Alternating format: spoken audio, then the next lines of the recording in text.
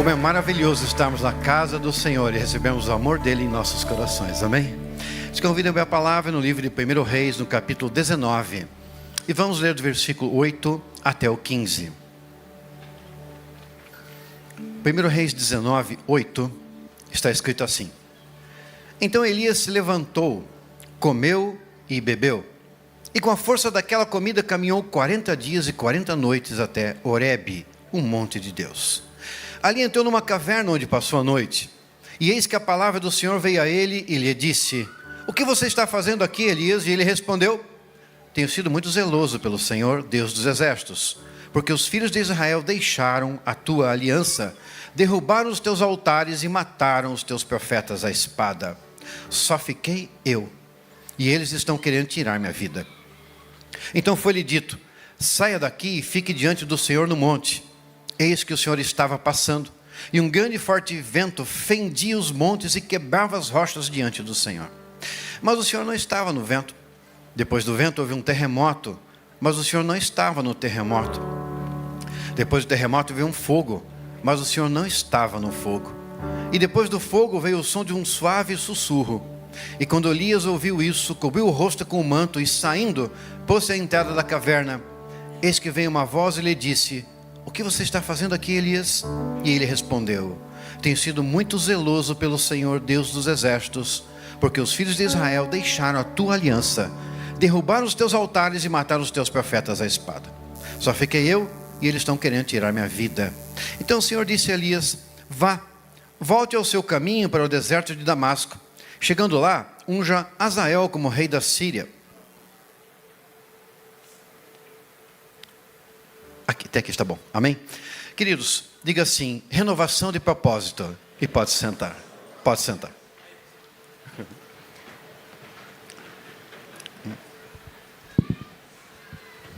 Aleluia.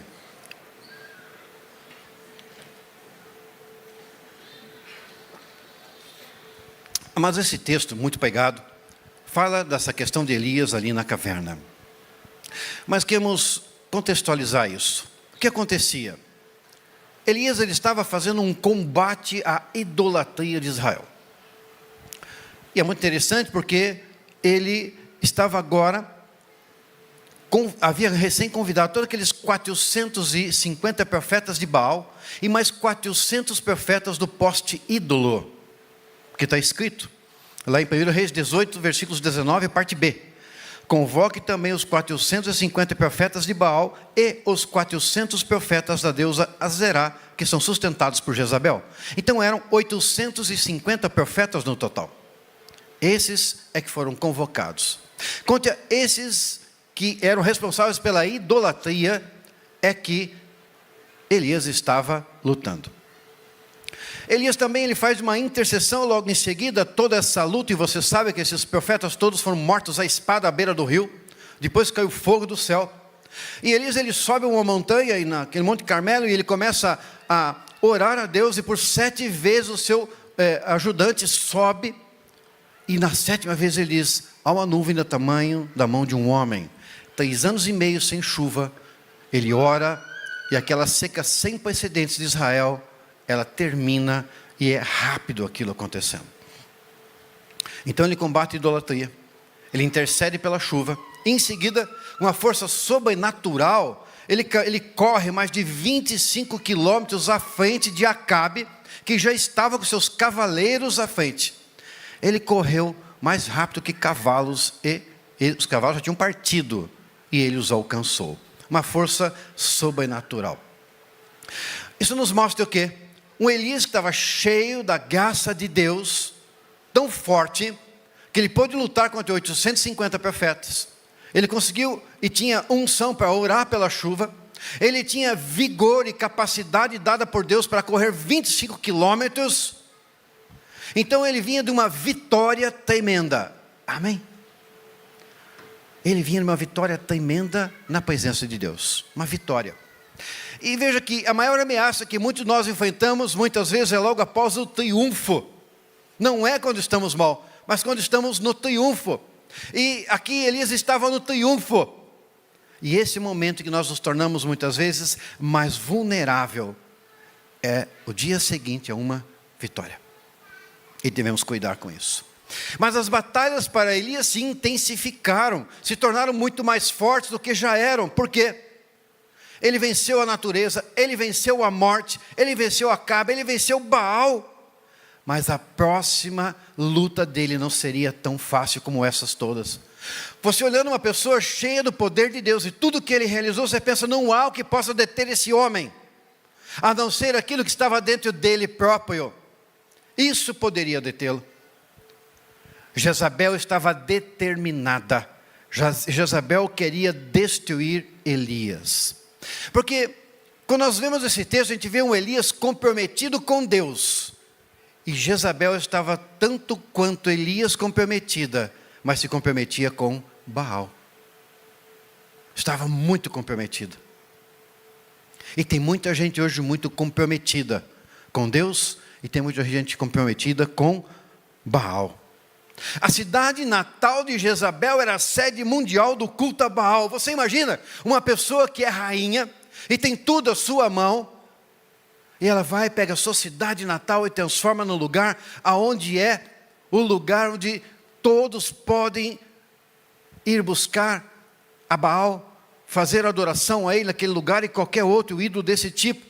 Ela gastou muito dinheiro durante 3 anos e meio para abrigar 450 profetas de Baal, mais 400 do poste ídolo, dando comida para eles, dando água para eles, numa seca tremenda. Você imagine, uma seca tremenda, 850 pessoas guardadas por ela, ao qual ela dava dinheiro, dava condições para que eles pudessem sobreviver. Ela empenhou muita coisa para que aqueles homens estivessem vivos. Ela empenhou muita coisa para que aquele culto, aquela idolatria existisse. Ela estava determinada. E agora quando ela vê essa situação toda, ela pensa, Elias acabou de causar um grande problema para mim, em tudo aquilo que eu acabei de fazer. Ela havia acabado de fazer. Então ela faz um juramento. E quando ela faz um juramento que em 24 horas ela mataria Elias. Queridos, ela não está fazendo isso porque ela queria a morte de Elias. Porque quem quer a morte faz em secreto. Envia alguém para matar. Ela faz em público, ela diz, em 24 horas matarei Elias. O que ela está dizendo? Dizendo, olha, eu tenho o poder e tenho a autoridade, eu vou desacreditar esse homem e ele vai fugir de medo. Porque esse era o objetivo dela. Não matá-lo para ter mais um mártir em Israel, mas desacreditá-lo para que Deus fosse envergonhado. E o que é que acontece? Elias tinha que fugir. E o que é que o nosso pregador maravilhoso, aquele homem de Deus, o que ele faz? Ele foge. Sabe por quê?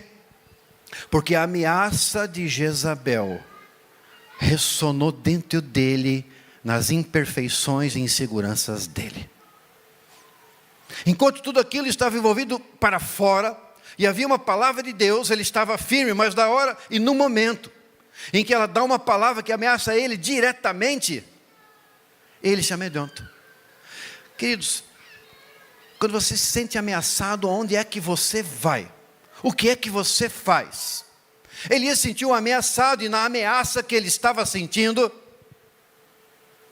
que veio dentro das dificuldades que tinha dentro dele, porque uma coisa é nós andarmos com Deus, a outra coisa é nós estarmos santificados, curados. E havia algo na vida de Elias que não estava curado. Havia algo no profundo do coração dele que tinha que ser transformado para que ele pudesse se tornar ainda um profeta superior do mover de Deus àquilo que ele já havia feito. Se podia dizer, mas Elias estava excelente, mas alguma coisa dentro dele precisava ser transformado. O que tem que ser transformado dentro de você para que Deus possa fazer abundantemente mais do que ele já tem feito sobre a sua vida? Essa era a situação que Elias estava. Então, o que Elias faz? Eu não sei o que você faz quando você é ameaçado. Você foge? Elias fugiu. Então aquele Monte Carmelo no norte de Israel, ele corre para o sul. O ponto mais distante, Berseba, ele vai para lá. Ele colocou a maior distância possível entre ele e Jezabel. Entre ele e o problema. Entre ele e a ameaça. Você também foge dos problemas? Quando eles se avizinham a você? Coloca a distância do problema? que nem uma avestruz coloca a cabeça no buraco. Elias fez exatamente isso, colocou não a cabeça no buraco, mas o corpo inteiro numa caverna. E ele foi para lá. E quando ele chega naquele lugar, aliás, em primeiro ele deixa lá no Monte Carmelo o servo dele, fica aí, porque querem me matar, eu vou embora sozinho, nem quero ninguém por perto. É fugir da presença das pessoas, fugir de perto daquele que talvez pudesse até te ajudar. E ele vai para aquele monte, mas aquele monte era um monte sagrado, o Monte Horebe é o lugar para o qual ele vai se esconder. Ele sabia que era um monte sagrado, porque toda a história de Israel falava, é nesse monte que Deus deu as tábuas da lei para Moisés. Foi nesse lugar, 590 anos antes, Moisés entrou numa fenda na rocha. A maioria dos comentaristas dizem que essa fenda na rocha de Moisés era a caverna em que Elias se escondeu. O mesmo lugar, a mesma montanha, duas pessoas diferentes, com motivações diferentes, mas a mesma necessidade, ter um encontro com Deus. Poder se encontrar com Ele para transformar as mazelas da sua vida em algo que pudesse fazer sentido. Moisés procurava, Elias se escondia. Talvez você procure e entre na caverna no secreto com Deus, porque você quer procurar. Talvez você esteja naquela caverna de Deus, naquela fenda da rocha, escondido, de alguma coisa que te ameaça na sua vida, de alguma perda de um familiar, de um ente querido, de um evento traumático que você passou na sua vida. Algo pode ter acontecido e você foi para a caverna emocional e está ali como Elias estava naquela caverna por uma questão puramente emocional. Quando nos vemos ameaçados, e uma ameaça pode ser o quê? A possibilidade de uma falência, a possibilidade de perder o emprego, a possibilidade de não ter recursos para amanhã, inicia esse novo mês, uma porção de compromissos que você tem, que pode se tornar uma dívida, e você fica preocupado com isso. Será que terei os clientes? Será que virão? Conseguirei fazer as vendas? Entrarão as coisas que eu já vendi e estão compromissadas?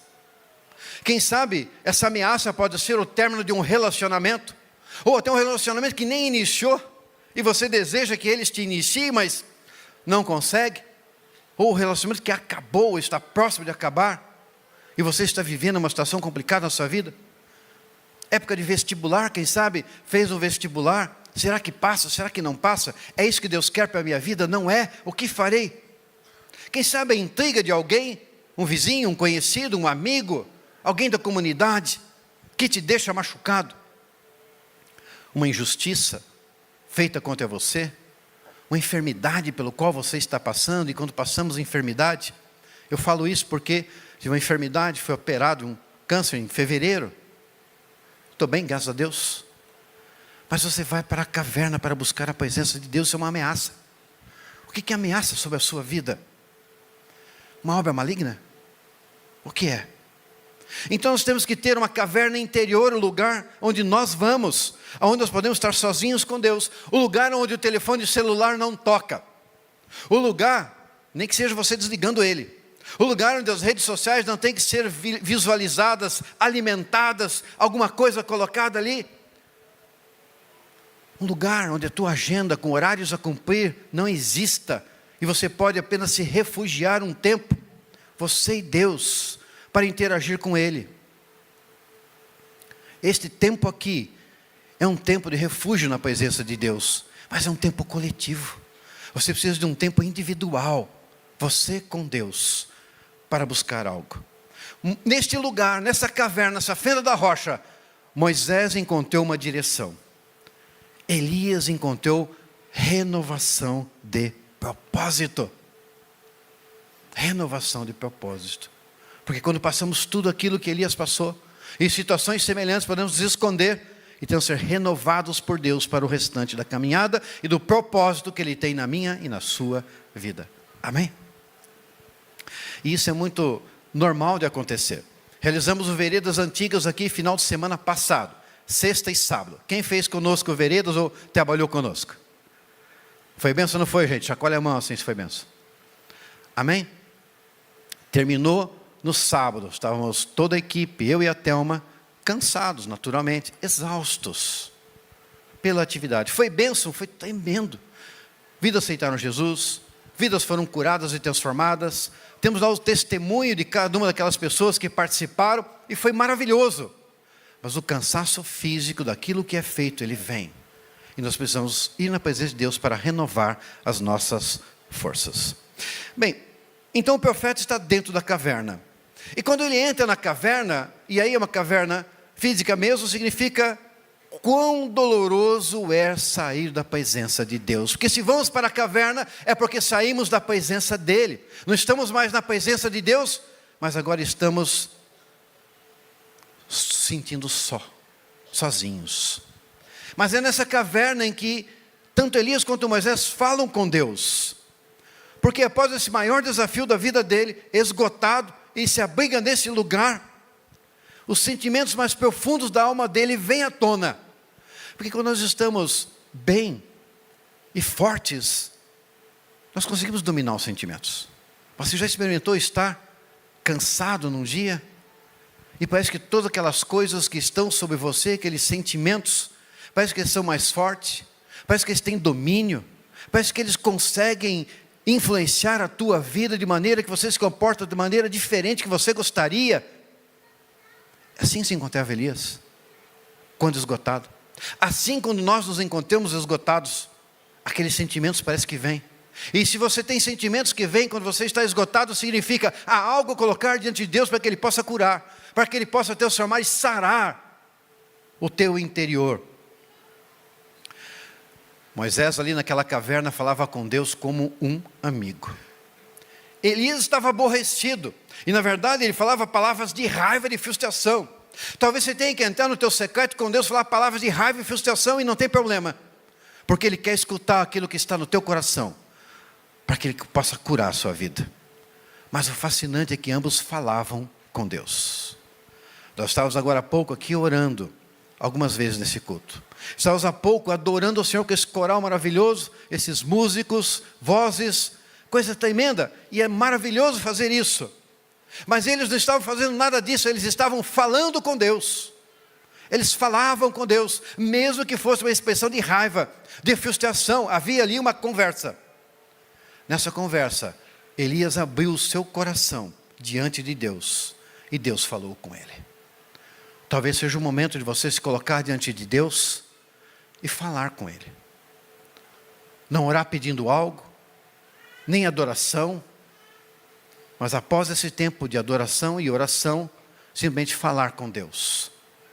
Os sentimentos do teu coração. Aquilo se passa dentro de você. Para que Ele possa sarar como Ele sarou Elias. E maravilhoso é que nós podemos falar com o nosso Pai. O nosso Pai que nos deu Cristo Jesus, para que tivéssemos vida e vida abundante, o qual rememoramos hoje o sacrifício perfeito na cruz do Calvário. Ele quer falar conosco, comigo e com você. E você pode falar com o Pai. Você pode ter um relacionamento com Ele. Se você passa lutas, busque um tempo a sós com Deus, pois Ele vai falar com você. Foi na caverna também que tanto Elias quanto Moisés se voltaram para a palavra de Deus. Porque ali, naquela caverna, Deus deu as tábuas da lei para Moisés. Ali naquela caverna, Deus falou com Elias assim: eis que lhe veio a palavra do Senhor. Você vai ouvir a palavra de Deus quando você estiver no lugar com Ele, buscando a presença dEle, falar os sentimentos do teu coração. Amém? Você quer escutar a voz dEle? Faça isso. Mas naquela caverna eles foram desafiados por Deus, desafiados para realizar algo. Porque naquela caverna Moisés ficou tão impressionado com Deus, que ele falou: olha, é fundamental que eu saia daqui e vá por esse caminho, e a presença de Deus vá conosco. Ele entendeu o seguinte: a continuação da caminhada não era possível se Deus não estivesse presente. A continuação da caminhada da sua vida não é possível se Deus não estiver presente. Ele tem que estar presente. Agora Elias, que estava lá se escondendo, recebeu uma pergunta de Deus: que fazes aqui, Elias? O que é que você faz nessa caverna, nessa fenda da rocha hoje, durante todo esse tempo da sua vida, com essas coisas que estão acontecendo ao seu redor e dentro de você? Com qual dos dois você se identifica hoje? Aquele que quer a presença de Deus para continuar a caminhada? Ou aquele que precisa ouvir de Deus: o que é que você faz aqui? Sai desse lugar, não é o teu lugar. Você tem uma vida cheia de maravilhas para viver. Nesse lugar, ambos foram lembrados, ambos, de que eles eram incapazes de realizar o que tinham que fazer pela própria força. Você não consegue realizar tudo aquilo que Deus tem para você, e os sonhos que estão no teu coração, pela tua própria força, mas com a presença de Deus, com a graça dele, você chegará lá. Amém? Então nós temos que ir a essa caverna. Agora, o segundo aspecto dessa caverna é o seguinte, versículo 13. Quando Elias ouviu isso, cobriu o rosto com o manto e saindo, pôs-se à entrada da caverna. Então havia uma outra caverna, a caverna física, mas havia a caverna interior de Elias. A caverna dentro dele, a caverna dentro de você, que é mais do que um abrigo, que é mais que um lugar. Então você esteja dentro da igreja do Senhor como uma caverna para se esconder das lutas da sua vida. E é bênção que você esteja aqui e possa ser curado e abençoado e deve permanecer. Mas a caverna que está dentro de você tem que ser tirada para fora. As emoções que estão dentro do seu coração têm que ser saradas, para que mude completamente a tua vida e a tua maneira de andar. E como é que ele entrou nessa caverna emocional? Num momento de crise profunda. É no momento de crise profunda que muitas vezes nos escondemos num lugar como esse. É no lugar, na hora que acontece algo que você suportou tanta coisa, tanta luta, 450 profetas, mais 400 profetas, mais a chuva, a seca, mais isso, mais aquilo, mas algo aconteceu que tocou dentro de você. Aí se instala a crise profunda no seu coração. É nessa hora. O medo, fuga, desistência, a tal ponto que ele queria morrer. Não sei se você já passou por essa situação, a ponto de querer morrer na sua vida.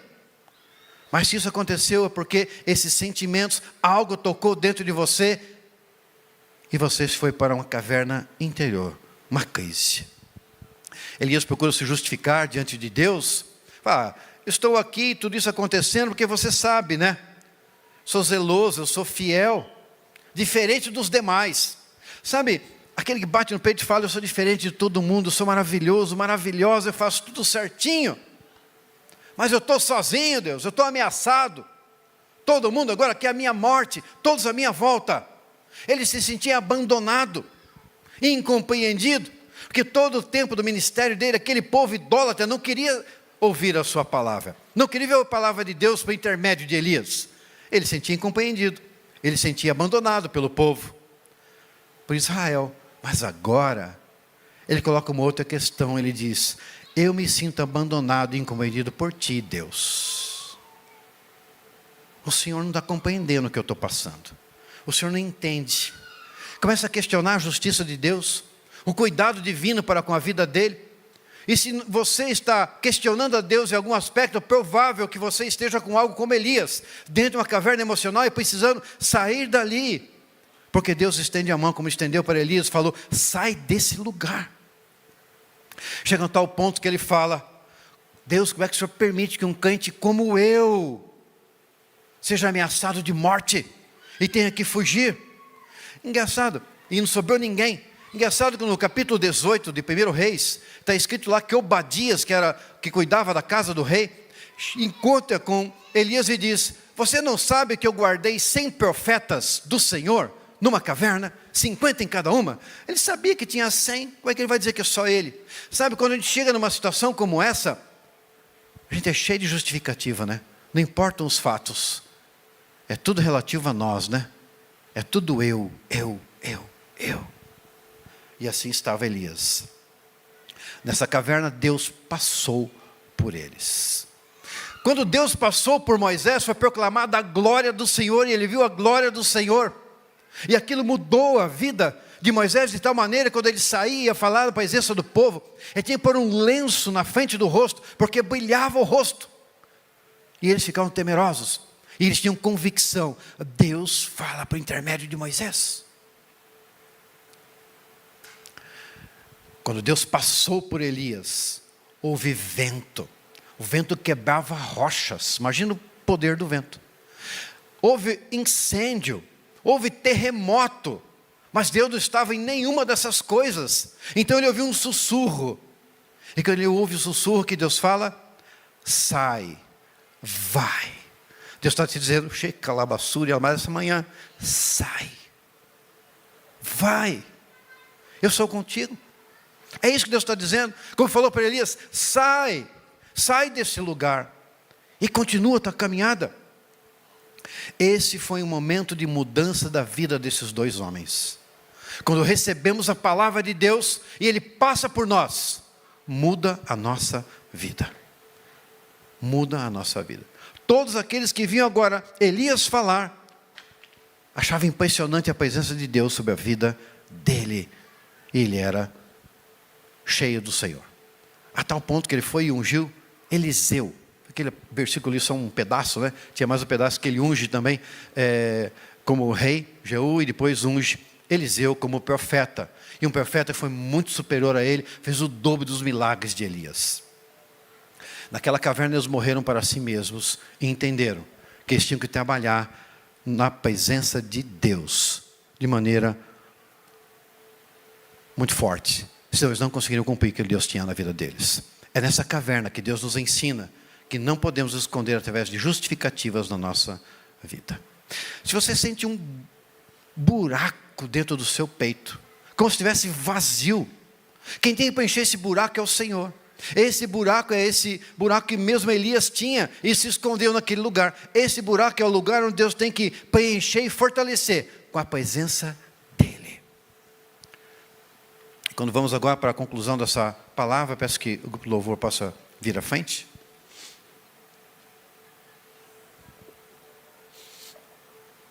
Quando nos sentimos ameaçados, temos uma atitude semelhante à atitude de Elias. E qual é essa atitude?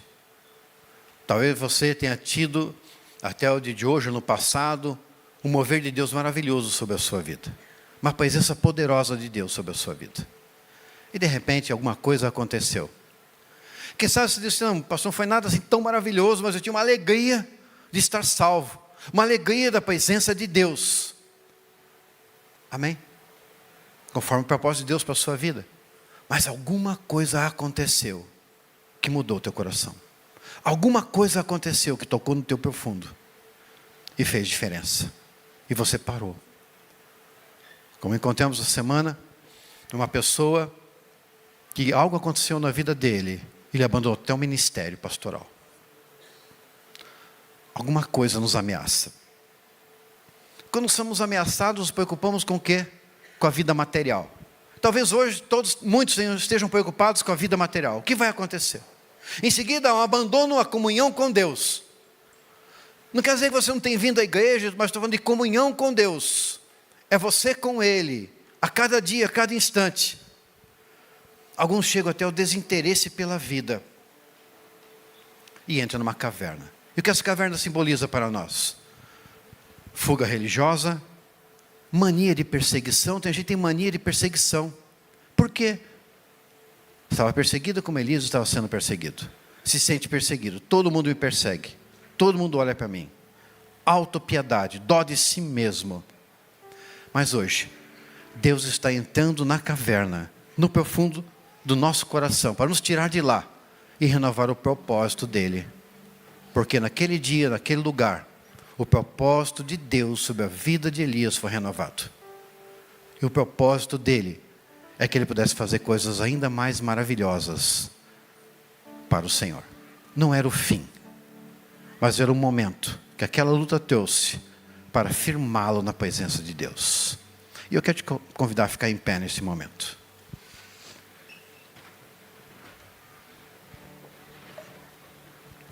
Quarenta dias de caminhada e ele ainda estava mal. Os versículos em seguida dizem assim: eu tenho sido zeloso, só fiquei eu.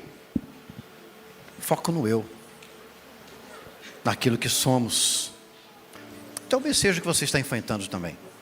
Isolamento, descaso, medo, cansaço, tristeza, desânimo. Sabe que há algo para ser feito. E precisa do mover de Deus sobre a sua vida. Enquanto nós cantamos, quero te convidar. Se você precisa da presença de Deus, talvez seja como Moisés, para que vá com você e continue a caminhada. Quem sabe seja como Elias, para que Ele possa sarar o teu coração e você continuar a tua caminhada. Eu te convido a vir à frente. Amor que me atraiu, me salvou. Imensurável, imensurável amor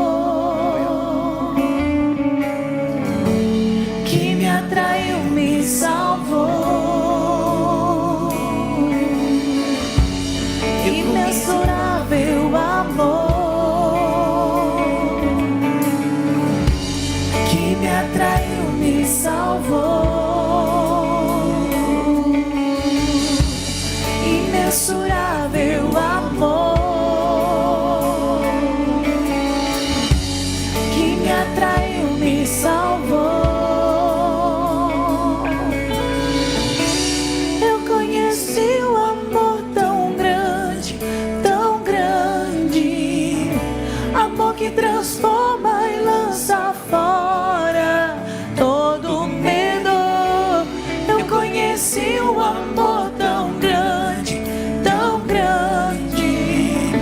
amor que transforma e lança fora todo medo. Eu conheci o amor tão grande, amor que transforma e lança fora todo medo. Eu conheci o amor tão grande,